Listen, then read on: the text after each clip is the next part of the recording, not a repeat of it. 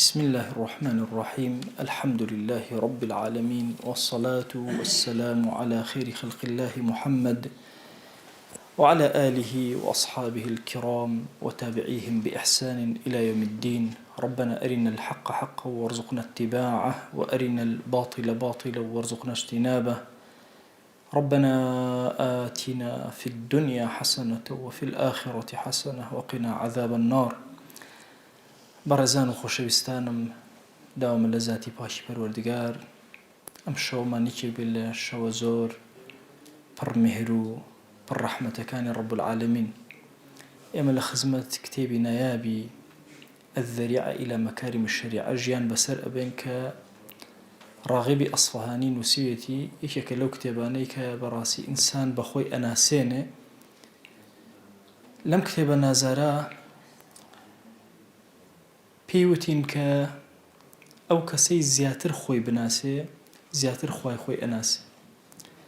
هەتا وەکو زیاتر لە حەقائیقی ئینسان ورد بینەوە زیاتر گەورەی و دەسەڵاتی ڕەب العالەمینمان بۆ دەرەکە.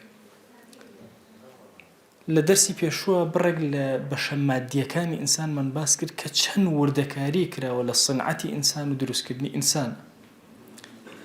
و بە ئاشکرا لە نێوان بەشە زاهیرەکەی ئینسانە هەماهەنگی ئەبینین. ئێمە ئەبینین مەسەلەن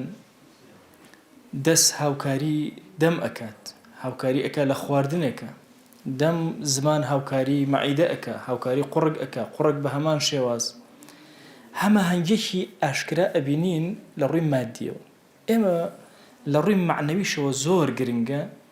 دیراسەی ئەم هەماهەنگە بکەین. بۆیە سەرباسێکی دامەزراندووە ئەفەرمێ تەعاون القوى الروحانية، ئەو هەماهەنگی کە لە نێوان هێزە معنەویەکانی ئینسانە هەیە چۆنە بە چه کەیفیەتێک. ئەفەرمێ هەموو هێزەکانی ناوەوەی ئینسان هەموویان لە نێوان یەکە هاوکاری یەکترن. هەر مەسئلەیەک هەر معلومەیەک کە بۆ تۆیەتە پێشەوە پێویست ئەکات لە زیهنی تۆیە وێنەیەکی بۆ دروست ببێ. ئەفەرمێ ئەم وێنە سەرەتا خەیاڵ یەکسەر ئەم وێنەیە ئەکات، لە هەموو مەحسوسێکەوە دەرکێکی بۆ دروستە بێ. ئەم دەرکە کە دروست ئەبێ سوورەتێک دروست ئەکا و نەقش بە تەواوی لە زیهنی ئەم ئینسانە دروست ئەبێ بۆ ئەو سوورەتە هەر چۆن ختمێک بێنی بیدێ لە مۆم، چۆن لە سەر مۆمەکە ختمەکە دەرئەچێ بە هەمان شێواز ئاوە نەقشی ئەم شتە دروست ئەبێ. اینجا دواتر فکر تەنها ئەمە نییە سوورەتێ بێ بیبینێ. مەسەن ئەم کتێبە ئەبینێ سوورەتەکەی لە زیهنی هەرێکێک لە ئێمە دروست، دواتر فکری ئینسان ئەجوڵێ ئەم کتێبە چی تایە، بۆچی ئاوایە، ئایا ئەکرێ کتێبێکی تر وەکو ئەمە هەبێت لە جیهانە. فکری ئینسان وردە وردە ئەکەوێتە جوڵە. دواتر عەقڵی ئینسان، نووری عەقڵی ئینسان یە جیای ئەکاتەوە. ئایا ئەم شتە بۆ ئینسان سوودی هەیە سوودی نییە، ئایا قبوڵی کە یا قبوڵی نەکە. بۆیە بە وردی ئەمانە هەمووی هاوکاری یەکتر ئەکەن لە ناو خودی ئینسانە بە بەشێکی معنەوی ئینسان حساب ئەکرێت. اینجا سەیری خەواسی ئەکا، مەنافعەکانی مەضارڕەکانی چەنە سوودیە چەنە زەریری هەیە. اینجا نەقڵی ئەکا بۆ قووەی حافظە لە ئینسانە، بۆی لە بیری نەچێتەوە ڕۆژێ لە ڕۆژان بۆ جاری دووەم ئەم کتێبەی بینی و ئەزانێ باسی چی ئەکە و چیتێ، چونکە لە قووەی حافظەی ئەمە ئەمێنێتەوە، سوورەتەکەی ئەمێنێتەوە. ئەگەر ویستی بیڵێتەوە ئەم کتێبە قووەتێکی ئەداتێ کە بتوانێت قسەی پێ بکە، قووەتێکی قەولی ئەداتێ بە زمانی خۆی ئەتوانێت تعبیر لەم کتێبە بداتەوە وەکو ئێستا ئێمە تعبیری لێ ئەدەین. ئەگەر ویستی بیکاتە کردەوە عەمەلی پێ بکە، ئەتوانێت بیکاتە کردەوە و عەمەلی پێ بکە و ئیشی لەسەر بکە. هەندێک لە حوکەما هاتوون نمونەی ئەم شێوازەی ئەم دەرک و تەسەوڕاتیان چۆن کردەوە. فەرموویانە ئینسان کۆمەڵێ هێزی تایە، هێزێکی تایە پێوتێ هێزی بیرکردنەوە. ئەم هێزی بیرکردنەوە لە ناوەڕاستی دەماغی سەری ئینسانە،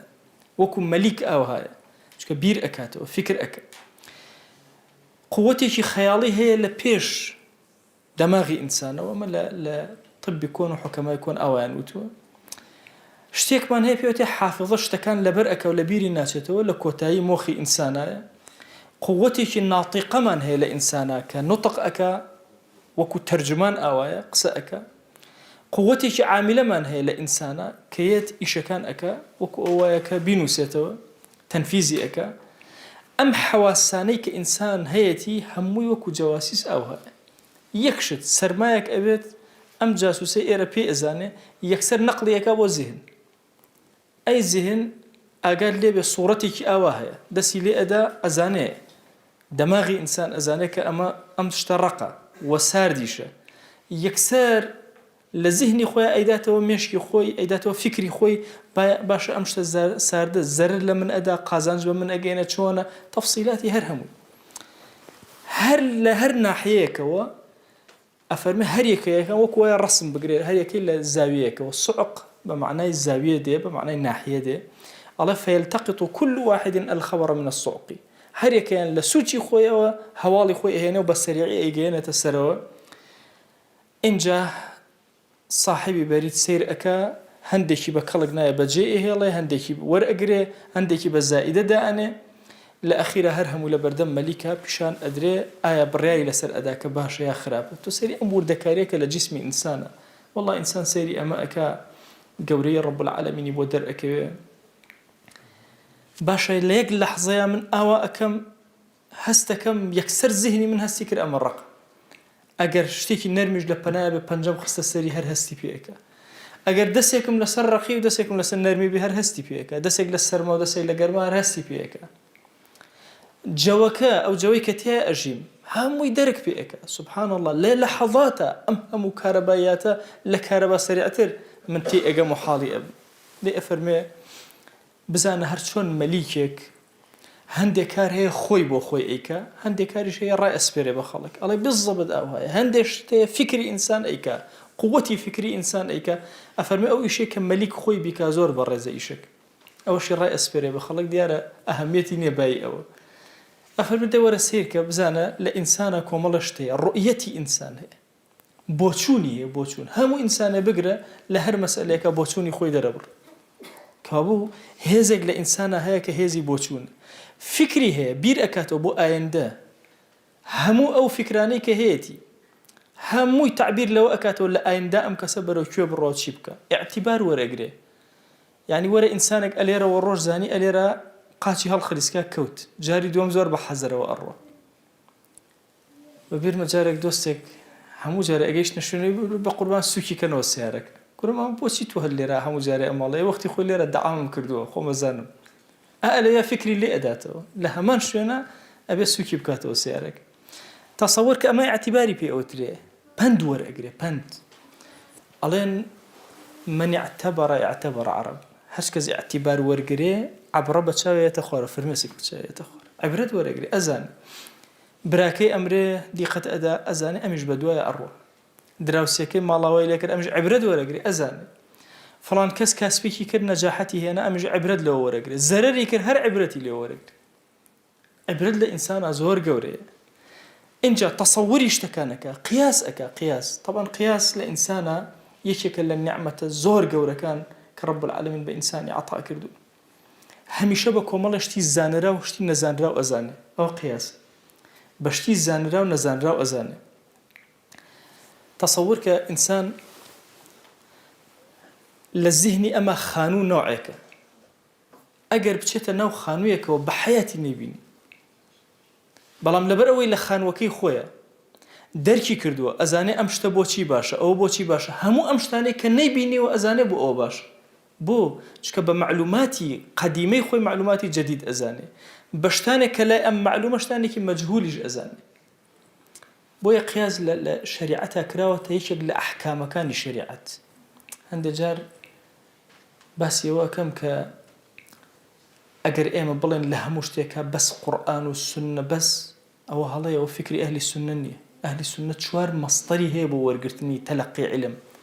قورئان و سونە و ئیجماع و قیاسی هەیە قیاس چییە قیاس ئەو هەموو بابەتە عەقڵیەیە کە عولەما هاتوون ئیستینباطیان کردووە بەنمونە ئەگەر یەکێک لە ئێمە با بڵێن لە کاتێکە جاوە دۆستێکم هەبوو ئەوی جارێکیان ئەوام کردووە ئەوە تەحیاتم ئەخوێن لە نوێژە بگەشتمە ئەشهەدو ئەن لا ئیلاها ئیلا الله و پەنجەم وا لێکرد اینجا بیرم کەوتەوە ئەی ئەشهەدو لا ئیلاها ئیلا الله کە زاری بکە هەڵەیە باشە ئەو من لەم کاتە تەحیاتم خوێن چی بکەم لە نوێژەکەم حکومەکەی چی خۆ لە قورئان و سونە وارد نییە یان نە ئەو تا لە کاتی تەحیاتا گەشتمەوە لە ضالین وتم ئامین بیرم کەوتووە باشە ئەی خۆ شوێنەکە شوێنی خۆی نییە عولەما فەرموون ئەبێ سوژدەی سەهو بەرێ لە قورئان و سونەشە نەهاتوو باشە بۆچی بیبە خۆ هیچ شتێک لە نوێژەکە نەگۆڕاوە هەڵەیەکە کراوە تو ئەم تعویزیشی کەمەوە لە عینی شوێنەکە ئەڵێن نەخێر هەر ئەبێ چونکە نەقڵی قەولەکان لە شوێنی خۆی کراوە بۆ شوێنێکی تر قبوڵیان نییە هاتوون چیان کردووە قیاسیان کرد هەموو ئەو فەرمایشتانە باسی سەهو ئەکا لە نوێژە فەرمایشتی کەمن دە فەرمایشتێکمانە باسی سەهو ئەکە ئەنواع جۆری لەوە ئەچێ 1000 جۆری سەهو هەبێ لە نوێژە هەمووی قیاس کراوەتە سەر ئەو دەدانەیە یەکێکیان نیسیانی کولیە کە حەدیثی ذی اليدینە ئەفەرمێ پێغەمبەری خوا صلی الله عليه وسلم دوور کار نوێژی کرد نیوەڕۆ بوو دوور کار نوێژی کرد و سەلامیایەوە ئەصحاب وانزانی وحی کە سەر قسەی نەکرد دوور کاتیان کرد و سەلامیان دایەوە ذی اليدین هەسایە وتی أقصرت الصلاة أم نسيت يا رسول الله طبعا ما آدابك زور كوريتي نوێژ کورت کراوەتەوە یان لە بیرت براوەتەوە ناڵێ خۆت لە بیرت چۆتەوە ئەڵێ نووسیتە یان لە بیرە برایەوە ئەی پێغەمبەری خوا صلی الله عليه وسلم فەرمووی كل ذلك لم يكن حیچ دانێ لەوانە ڕووی نەدا نە کورت کراوە نە لە بیرم چووە اینجا ئەصحاب هەموو وتیان وەڵڵا یا ڕەسوڵ دوور کاتمان کرد هەڵسایەوە دوور کاتی تری بۆ کردن و سەلامی دایە بەس ئەمە یەکێ لە فەرموودەکان چەند قیاسات کراوە لەسەر ئەمە خۆ ئەمە تەنها دوور کاتە بەڵام عەقڵی ئینسان عەقڵی قیاسە خۆ ئەگەر سێ ڕکاتیش کەیت و سەلام دەیت و هەڵئەسی دانەیەک تەواو ئەکەی یەک کەیت و سەلام دەیتەوە هەڵئەسی سیانەکەی تر تەواو ئەکەی کەوابوو هەمووی عەقڵت مەجالت ئەداتێکە قیاسکەی اعتیمادن لەسەر چی طبعا قیاس مەسلەکەکەی یان با بڵێن پاڵپشتەکە بریتێ لە قورئان و سونە بۆیە سەیرەکەی ئەو هەموو قیاساتە لە فقهی ئیسلامیا کراوە هەمووی لە پێناوی بەچی بەو عەقڵە کراوە کە خوای گەورە پێدای بەو ذهنە کراوە کە رب العالمین پێ عەتا کرد یەکێکی تر لەوانە فیراسەتە کە مەلیکەکە خۆی کاروباری لەسەرەکە فیراست لە ئینسانە بریتێ لە بینینی چاوی دڵ طبعا ئەمەوە بەسەرمان هەیە بەسەر بەسیرەتمان هەیە لە وتارێکە بە درێژی باسی فیراستم کردووە مەسەلەی فیراست لە ئینسانە ابن تەیمیە ئەفەرمێ هەر کەسێ چاوەکانی سەری خۆی پاراست خوای گەورە ئەطلق الله له بەسیرەته چاوەکانی ئێرێ بۆ ئەکاتەوە یعنی چی هەندێک شت ئەخوێنێتەوە کە خەڵک پێی ناخوێنرێت هەندێک شتی نهێنی کەشفەکە کە خەڵک پێی کەشف ناکرێت بۆیە ئەفەرمێکە لە هاوڵان هاتە خزمەت ئیمامی عوثمان ڕەزا و ڕەحمەتی خوای لێبێ لە ڕێ ئافرەتێکی بینی سەرنج ئافرەتەکە سەرنجی ڕاکێشە سەیری کرد کە چوە ژوورەوە ئیمامی عوثمان فەرمووی ئەوە چییە خەڵکانێک گیان لای من ئەسەری زینا بە چاوەکانیانەوە فەرمووی وحی بوو هذا ئیمامی عوثمان چۆن زانی وتی نا ولكن المؤمن ينظر بنور الله ئیماندار بە نوری خوا سەیرەکە کە ئەمە فیراستەمان بەشێکی زۆر تایبەتە عەقڵی ئینسان دڵی ئینسان خۆی سەرپەرشتی ئەکە ئەفەرمێ فهذه الأشياء تدبير الأمور باشا فبالفكر استخراج الغوامض بفكر حتشتي غامض وانا فكري تو ادوزته اعتبار تجربه بتو ادا قياس مجهولات اخات سر معلومات شتيكوا نايزاني بهوي وايزاني فراسه الاطلاع على الاسرار زورك للنهين كان انسان بهوي تشيو ازاني بهوي فراسته افرمي روايه كده ولا كعبي احباره شو خزمت دايشي ايمان دارنا عائشه رضا ورحمه خوي لبي أفرميه الإنسان عيناه هاد وأذناه قمع ولسانه ترجمان طبعا كعب يكك لو بابل اليهوديان كإيماني هنا الله يوتم إنسان هردو شاوكي وكو هداية دري أوهن جوكاني وكو تشيوان قمع ليرا بمعنى تشيه بمعنى إنصاد ده وكو جوكركاني وان وجاسوسكاني وان جو أقرن باشا لسانه ترجمان أم لساني بريتيل لو تبيجكي أم دودسي بريتيل لبالي أم لولاي ملك قاچكاني بريتين لبريد ضليش بريتيل لملك بخوا أجر ضل چاك به همو جندي كان چاك خراب به همو جندي كان خراب دايك من عائشة فرموي هكذا سمعت رسول الله صلى الله عليه وسلم أوجم لي بو بيغمري خوا صلى الله عليه وسلم أمي فرمو ألا إن في الجسد مضغة إذا صلحت صلح الجسد كله وإذا فسدت فسد الجسد كله أما لما دركي شي ترمان بو دروسه خوا جل جلاله لقل أوهم وهي زي لناخي خوتو يا دروسي كردوها هاتووە پەیوەندی لەناو هێزەکانە دروست کرد. خۆ ئەگەر پەیوەندی لەناو هێزەکانە نەبووە ئاعتیبارە بە هێزەکان نەبوو، مهما كان إنسان عاقل مهما كان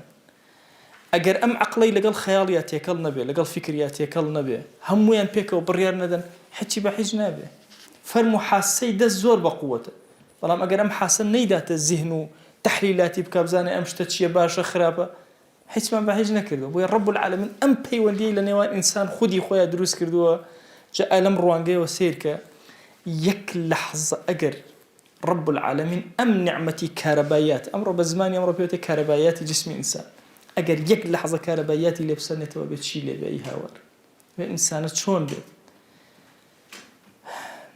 جاري وهاي كسيك بشيكي زور كم لكهربائيات جسمي تكتش ويرانا حالي شبرزب هندي لعازة كان درنجا كان هندي كان زور زوء كان بحال توزي گوێنا و ڕاستی ئیلتیهاباتێکە هەموو شتێکی لە تێکەڵەوە بەسەرێکە ئەوە دەست بۆ ئێرە ڕاکێش دەست بۆ ئێرە ڕاکێش چکە پەیوەندیەکە تێکەچ بۆیە ئەم پەیوەندیە لە ناو ئینسانە گەورەترین شتێکە کە خوای گەورە بە ئینسانی عەتا کردووە و جەماڵێکی زۆر گەورەی بە ئینسانداوە ئەو تەرتیبە جوانەی بۆ ئینسان فراهەم هێناوە. دەی ئەم ئینسانە خوای گەورە ئاوا خەڵقی کردووە بەو جەماڵ و کەماڵ و جوانیە و بەو هێزە معنەوی و مادیانەی کە پێی بەخشیوە کە ئێمە 2 دەرس لە خزمەتیانین. دەی بابزانین ئەم ئینسانە خوا جەل جەلاله و فەضیلەتێکی زۆر گەورەی داوەتی بەسەر هەموو گیاندارانە لە ڕووی جەستەیی و لە ڕووی نەفسی و ڕۆحیەوە ئەمی زاڵ کردو بەسەریانە لە هەردوو ڕۆکانەوە فەضلی هەیە بەسەریانە لە ڕووی نەفس و ڕۆحەوە چونکە ئەم قووەتێکی مفەکرەی هەیە ئەم ئەتوانێت بیر کاتەوە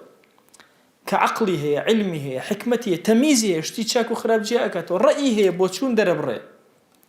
ئاژەڵەکان ئەمانەیان نییە حسيان هي هستكن هندي كان خيالي شان هي جاري وها أبني يشغل أجل كان خيال أكاد علماء قدماء بعض الحكماء وتيانا هيج أجلك نية جزئية خيالي نبي هي أنا زورة هي أنا كمان بلام ناتواني بكاتا فكر ناتواني بكاتا بوتشون ودري بري ناتواني استنباطاتي بيبكا ناتواني علتي اشتكان بدوزته والسبب كيف زاني أزاني یەکێک لە مەڕەکان لێرە تەواو مەڕی دووهەم نازانێ ئیستینباطی لێ بکە بۆچی ئەمەیان تۆپیەوە یان مردار بۆتەوە ئەمەی دووەمیان مردار نەبێتەوە ئەویش ئەچێ بە هەمان شێواز مردار ئەبێتەوە وهاکەدا. ئەفەرمێ دەی ئینسان خوا قووەتی صیناعی فکری داوەتی ئەم صیناعە فکریە یعنی متەخەیلە لە ئینسانە لە هەندێک لە حیواناتەکانیشا هەیە هێشتا وەکو فیل أنواع فيل بين لسطوبي ياريك أو فيل زبلة. طبعا الإنسان زور مصيبته حرتشيش تراميك تعليمي دا أدا فيري أكا بلام قابلي فير كرنك وابو أويش يا ميمون عينا قابلة دي قد أدي إنسان أو قوة الصناعة الفكرية هي أو قوة الصناعة الفكرية أو يشتكان لك أداته يعني أقل لما سلي خواردنا سيركين لو تشتر دي زياتر تشام مرون بيتو يعني دي قد بدا هر أرجل جهني جوري خوارني خوي محدد وأي خواتو طو أي باش إنسان أنواع جوري خواردن تيكلك أنواع جوري بهارات ونازان مخيو يا براغ الجماعة دي سازان أو هم مشتي تيكلك بسريكا تا طعمي كتابتت باشا أيوة تصوره كان اگر 20 افراد بیان 20 یا براخ کن هیچ کان تامی هیچ کامیان ندا بو چکه لجوری اوی که به حزی خوی چشتێک زیادەکە چشتێک کەمەکە جۆرەکەی ئەگۆڕە تەغیراتی تیا دروستەکە. ئەی باشە هەموو لەناو هەموو گیاندارانە وەرە بزانە هاوێنەی ئەمە ئەبینیتەوە کە ئەبەم شێوازە مامەڵەکات و شتەکان تێکەڵکا و کامەی سوودی لێ وەرەگرێ و کامە تەنها ئینسانە دەی لە قووەتی صیناعی علمیشە ئەوها ئینسان بەردەوام زیادەکە گەشە ئەکا بەرەوسەرەوە ئەڕوا ئەمە خوایە جەل جەلاله ئەم هەموو هێزەی داوە بە ئینسان لە ڕووی جیسمیشەوە دەفەرموو ئەم دەسانەی ئەزانی چ ئیش و کارێکی گەورەیان پێ ئەکا ئەزانی ئەم زمانە چەند قسەیەکی پێ ئەکا. هەندێک لە عولەما وتویانە سەیری بەژن و باڵای ئینسان کە ئەبەو ڕێکیە و ئەبەو جوانیە ئەوەستێ بە هیچ شێوازێ خوا شتێکی تری خەلق نەکردووەکو ئەم بۆیە ئەفەرمێ لەقەد خەلقنا الئینسان فی ئەحسن تەقویم کل ئینسانمان چۆن دروست کردووە باشترین شێواز وصوركم فأحسن صوركم كل يك تصويري كردون خوا جل جلاله باشترين تصوير وتصوير إنسانك كراوة أمام كيفية هيئته دي أم صورتيك لإنسانة هي تنها صورتكين صورتكي معقولية إنسان شرف إنسان هم يخوي يقول برس كروتو أفرمي ولقد كرمنا بني آدم إما تكريم بني آدم ما كلو برز ما كردونته طبعا علماء اختلاف يعني إنسان جورة للملائكة دي ملائكة جورة للإنسان تا أوراد ده تصورك إنسان جورة يا ملائكة جورة هندك فرمي أنا ملائكة جورة للإنسان ملائكة حلناك جناهناك تاوانك أو تاوانا جورة هندك فرمي أنا إنسان لملائكتش جورة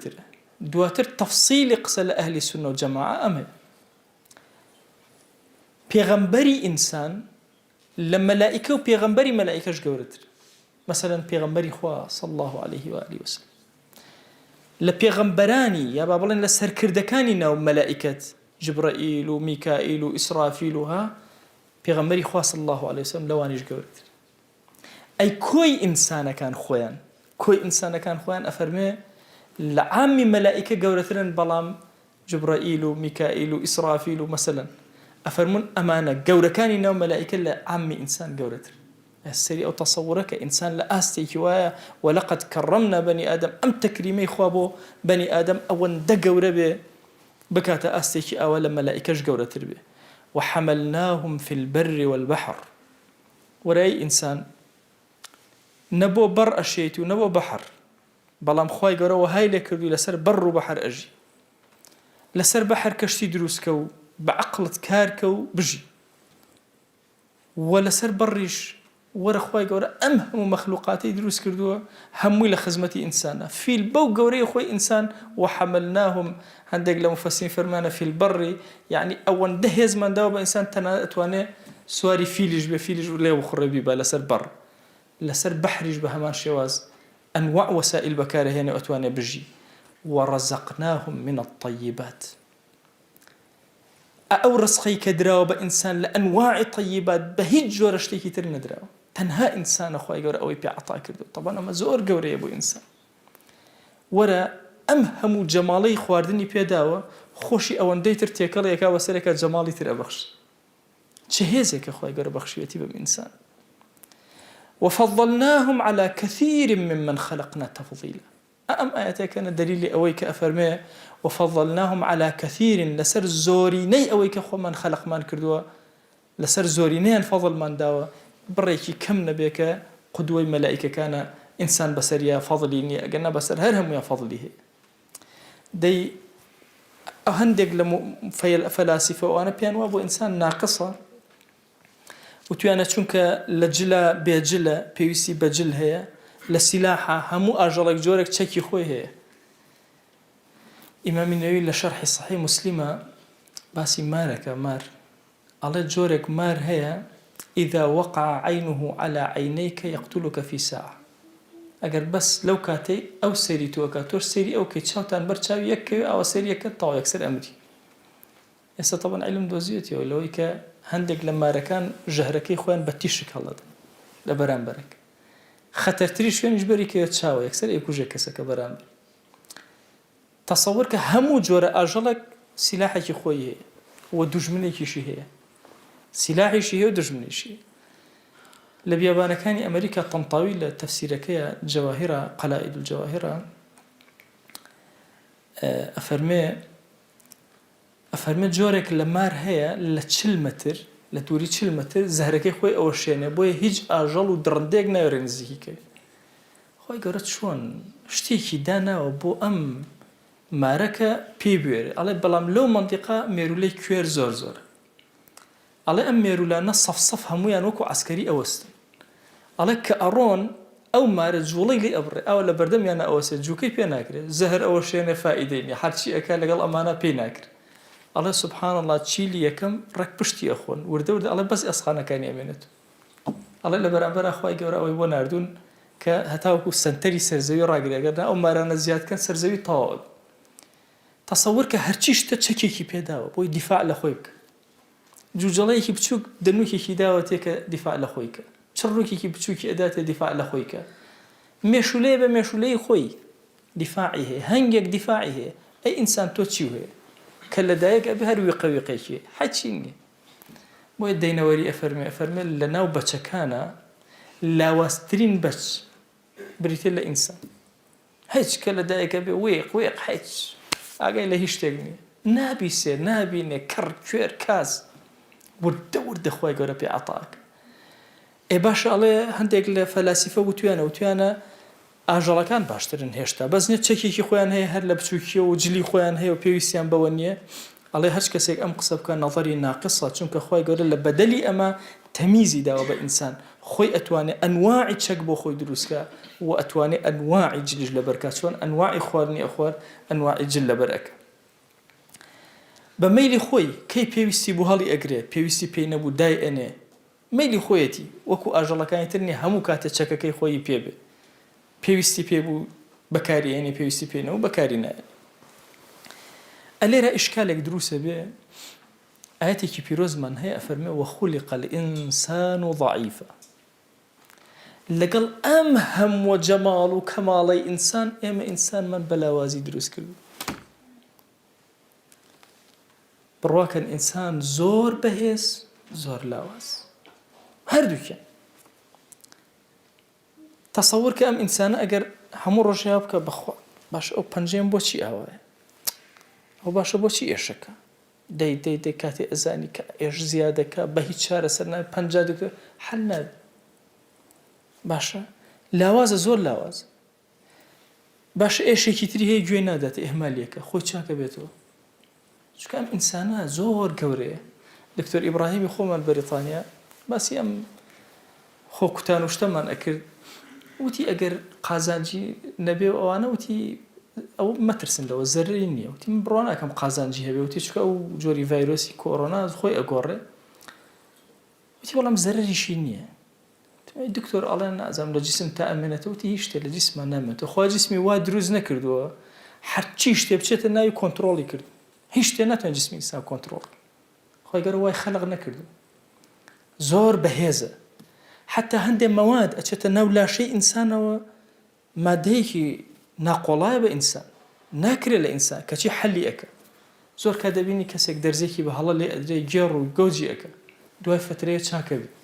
هۆکارەکەی چییە جسم وردە زاڵەوە بەسەر ئەو مادەیە بۆیە ئینسان خۆی گەورە زۆر بە بەهێزی دروستی کردووە لە عینی کاتیشە بە ضەعیفی ڕەئی ڕاغیبی ئەسفەهانی چییە ئەڵێ ئەم ضەعیفیە بەرامبەر بە مەلائیکەت ئەڵێ مەلەئی ئەعلا لەبەرەوەی هیچ هەڵەوە کەم و کوڕێکیان نییە هیچ حاجاتێکی بەدەنیان نییە و لاشیان پێویستی بە هیچ شتێک نییە و لە نور دروست کراون ئەفەرمێ ئینسان بەنسبەت ئەوانەوە زۆر لاوازە بەڵام ئەمە ڕێیەکە لە ڕێیەکە ئەگەر نا ئەوانتر ئەفەرمون ئینسان ڕاستە لە ڕووی جەستەوە لاوازە ئێستا ئەگەر کێچێ بێنیتە پێش چاوی خۆت تەبەنەوە لە کوردەواریە قسەیەکی ئەڵەن یاخوا نەبیتە کێچی بەردەسی کوێر جا کوێر کە کێچی گرت ئەم تیویپی ئەکە ئەو دی قاچ و قوڵیەشکێنە بەسەریەک طبعاً نسکتان بینیوە چۆنە بالضبط کێچیش ئاو هەیە قاچ و شتەکانی ئەنووسێنێتەوە بەخۆیەوە بۆیە مەهمەکەن لە شوێنی بەرزەوە بکەوێتە خوارەوە نە قاچێکی ئەشکێ نە دەسێکی ئەشکێ چونکە ئەنووسێنە بەخۆیەوە هیچ مشکلەی نییە وەخوای گەورەش وەهای دروست کردووە یعنی هەمیشە بەسەر ئەو لایە ئەکەوێت کە لای ڕەقی ئەوە بۆیە زۆر بەهێزە تەسەور کە ئەگەر کێچێک بێنە پێشای خۆتان ئەگەر کێچێک اعتیادی هەر بازێکی بەسیط بە نیو مەترە بەرزە بێت ئەگەر خۆی هیچ مانوو نەکە طبعاً خۆمانووکردنی کێچێک لەوە چێ بیگەێنتە مەترێ مەترون نیوێ ئەگەر خۆی زۆر جێڕکاتەوە لێمان و خۆی بەرزکات دێخ باشەتی تۆ تا ئێستا کێشتان بینیوە قاچ و قوڵەکەی تامە باشی سیر کردووە بە چ حاڵت تۆ ئەیبینی جارێگە تۆزە عمرە ڕۆژەوە زەحمەتە هەر بەشی بینی ئەڵێن ئەگەر ئەم هێزی ماسوولکەیە بدرێ بە ئینسان بە یەک باس ئەتیادی کۆشکێکی هەور بڕ ئەبڕێ جێتە سەر هەور و ئەگەڕێت هەر خۆشی مانوو ناکە مادام لە ڕووی جەستەوە لە ڕووی هێزەوە لاواز کەڵەشێرە بێنە ئەو قۆرگە باریکەی سێرکە و قۆرگی خۆت ئەقیڕێنە خەریکە مێشکە ئەخە ئینسان سبحان الله ئەم قورگە گەورەی پێداوە دەیخۆ ئەگەر ئەم قورگە گەورە کە هەیەی لە بەرامبەرە هێزی ئەم قورگە بچووکەی بدرێتێ زانی ئینسانیەت هەمووی کاسە بێ گوێەکانی بە هەماشە بیستنی بینینی زۆر شت لە ئینسانە سوبحان الله خۆی گەورە ئاوا عەتای کردووە بەم جەماڵ و کەماڵەوە دەی ئەڵێن ئینسان لە مادیاتە ضعیفە وخلق الإنسان ضعیفە لە چییە لە معنەویاتە زۆر بەرزە بۆیە قەرەبووی مادیاتەکانی کردوت ناتوانێت بازێکی وابە بەڵام عەقڵی ئەوەی هەیە تیارێ دروستکە و بڕوە ناتوانێت ئەو سەوتە گەورەی وەکو کەڵەشێرێ هەبێ بەڵام عەقڵی ئەوەی هەیە ئەم دەنگە گەورە کات و بیگەێنێتە هەمووان بۆیە ئینسان وخلق الإنسان ضعيفا لڕووی مادیەوە بەڵام معناکەی وهای کردووە گەورەیەک دەی ئەفەرمێ بزانە ئەم جیهانە هەر هەمووی کە دروست کراوە لە پێناوی ئینسانە هەمووی لە پێناوی نەفعی ئینسانە تۆ ئاژەڵەکان هەمویان کە ئەبینی ئەسپەکان ئەبینی با بڵێن ئێسترەکان ئەبینی گوێدرێژەکان ئەبینی ئەمانە هەر هەمووی بۆ ئینتیفاع ئینسان و ئادەی سەرکەوە سوۆریان ئەنواع جۆری ئەغذیە کە وەرئەگری ئەتۆ بەس بیرکەنەوە لە شیر ئێوە چەند جۆر ناوعشت ئەخۆن ئەی هاوار ئەی باشە لە جۆرەکانی حبوب و ثیمار ئەم هەموو نەوعیاتە هەر هەمووی ئەمە بۆ ئینسان نەفعی لێ وەرەگرێ پاشەڕۆکەشی ناڕوەها گەنمەکەی لێ ئەکاتەوە ئەوەی کە ئەمێنێتەوە جەماڵەکەی ئەم ئەبا ئەوی تری ئەدرێتە ئاژەڵەکان ئیسفادەی لێک حتا فەرمی حەشەرات هەر هەمووی لە پێناوی ئینسانە دروست کرد ئەوەشی ئینسان کە نەفعی نەزانێ لەم سەر زەویە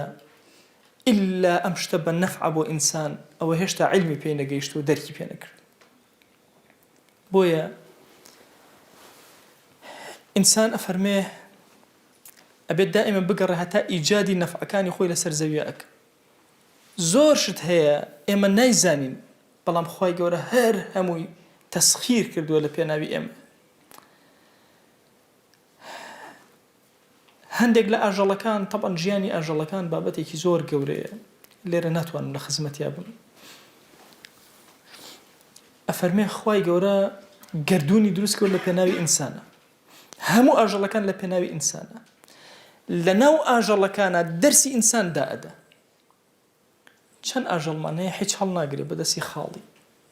تەیرێ ببینە بەف سەر مەوسوڵە حەچی پێنی سادە و ساکار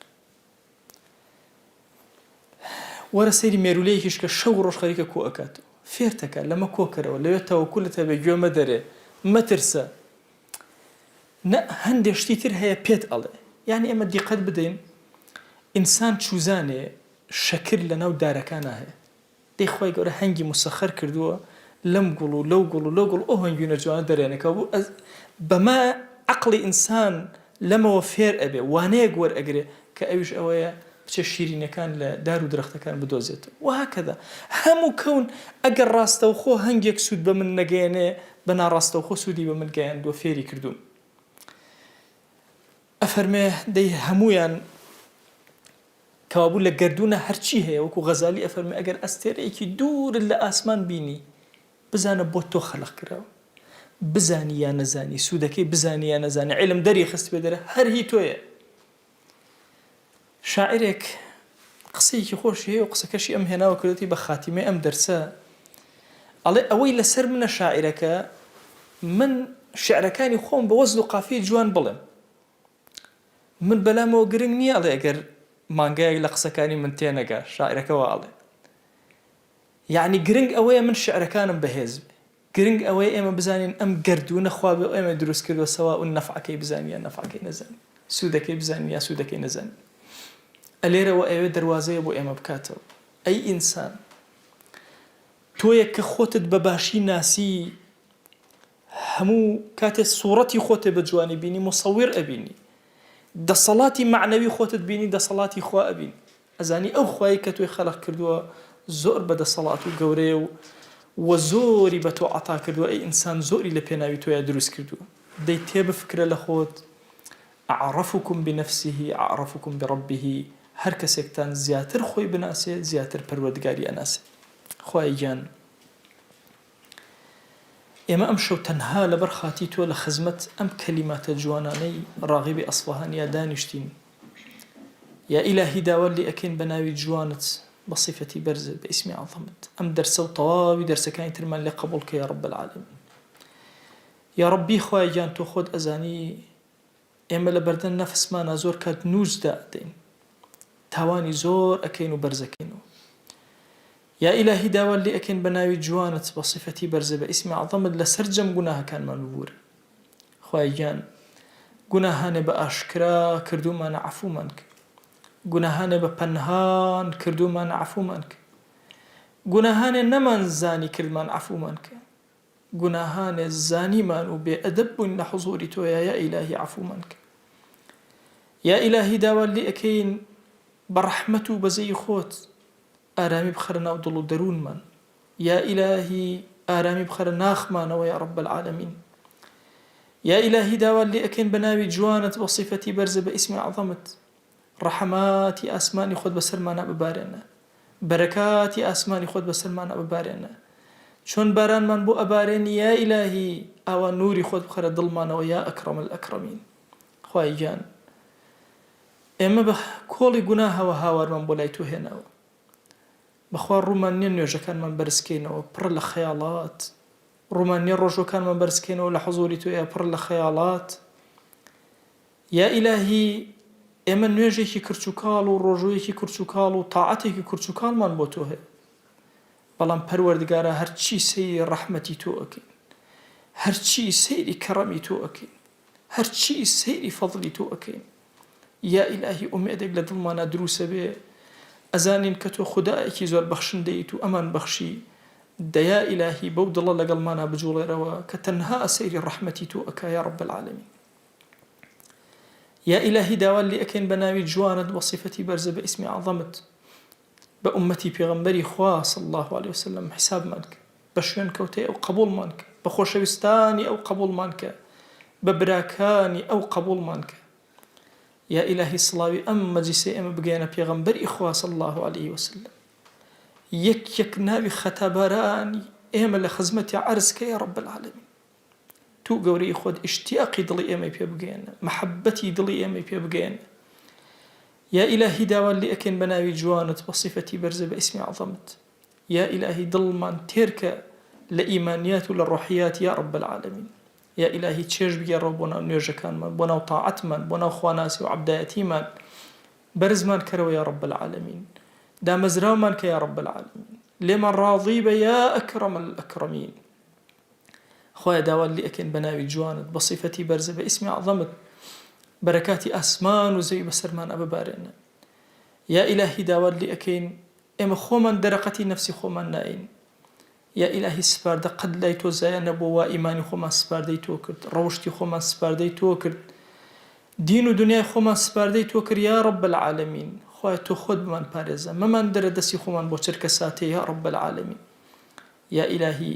ئەومان گرفتێکی هەیە بۆ چارەسەرکە، ئەومان بێ حاڵ و ماڵە ماڵداریکە،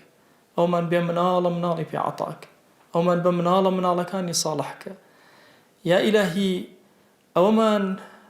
قەرزارێک لەسەر شانێتی لەسەر شانی سووبکە، ئەومان نەخۆشە شیفای بۆ بنێرە، ئەومان ئاژاوە لە ماڵەیەتی ئارامیکە، ئەومان دڵی نائارامە دڵی ئارامکە.